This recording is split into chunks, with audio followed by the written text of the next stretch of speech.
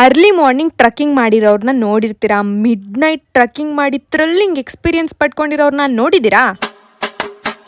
ಒಂಟಿ ಪಿಚಾಚಿಯಾಗಿ ತಿರ್ಗಾಡ್ತಿದ್ದಿದ್ದು ನಾನು ಸ್ಟ್ರೇಂಜರ್ ಜೊತೆಲಿ ನೈಟ್ ಟ್ರಕ್ಕಿಂಗ್ ಮಾಡಿದ್ರೆ ನಾನು ಹೆಂಗಿರ್ತೀನಿ ಅಂತ ತಿಳ್ಕೊಳ್ಳೋ ಕ್ಯೂರಿಯಾಸಿಟಿ ನನಗೆ ಜಾಸ್ತಿ ಇತ್ತು. ಅನ್ಕಂಫರ್ಟಬಲ್ ಅನ್ನೋದು ನನಗೆ 1% ಆಗಿಲ್ಲ. ಅಲ್ಲಿದ್ದವ್ರು ನಮ್ಮನ್ನ ಎಷ್ಟು ಚೆನ್ನಾಗಿ ನೋಡ್ಕೊಂಡ್ರು ಅಂದ್ರೆ ಅದನ್ನ ಒಂದೆರಡು ಮೂರು ಮಾತುಗಳಲ್ಲಿ ಹೇಳಕ್ಕಾಗತ್ತಾ? ಇಲ್ಲ, ಚಾನ್ಸೇ ಇಲ್ಲ, ನೋ ವೇ. ನೈಟ್ ಟ್ರಕ್ಕಿಂಗ್ ಮಾಡೋದೇ ಒಂಥರ ರಿಸ್ಕು. ಅಂಥದ್ರಲ್ಲಿ ನಮ್ಮ ಕಣ್ಮುಂದೆ ಹಾವು ಬಂದಾಗ ಜೀವ ಬಾಯಿಗೆ ಬಂದ್ಬಿಡ್ತು. ಬಂದಿದೀವಿ ಇಲ್ಲಿ ಟ್ರಕ್ ಮಾಡುವಾಗ ನೋಡಿ ಈ ತರ ಎಲ್ಲ ಹಾವನ್ನ ನೋಡ್ತಿದೀವಿ. ಎಷ್ಟು ಚೆನ್ನಾಗಿ ಸ್ಟಂಟ್ ಮಾಡ್ತೈತೆ ಅದು. ಈಗ ಬಂದಂಗ ಆಗ್ತಾ ಇದೆ, ಬಿಟ್ಬಿಡ್ರಪ್ಪ ನಮ್ಮನ್ನ.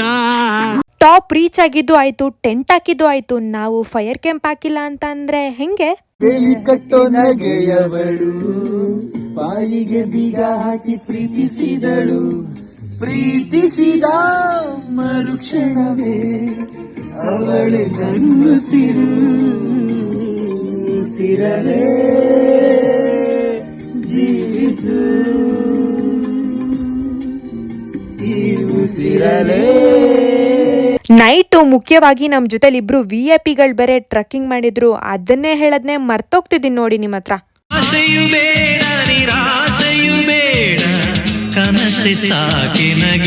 ನಮ್ ಟ್ರಕ್ಕಿಂಗ್ ಜರ್ನಿ ಹೆಂಗಿತ್ತು, ನನ್ಗೆ ಹೊಸ ಫ್ರೆಂಡ್ ಯಾರು ಪರಿಚಯ ಆದ್ರು ಅಂತಾನು ಬಹಳಷ್ಟು ನಿಮ್ಮ ಹತ್ರ ಹೇಳ್ಕೊಳ್ಳೋದಿದೆ.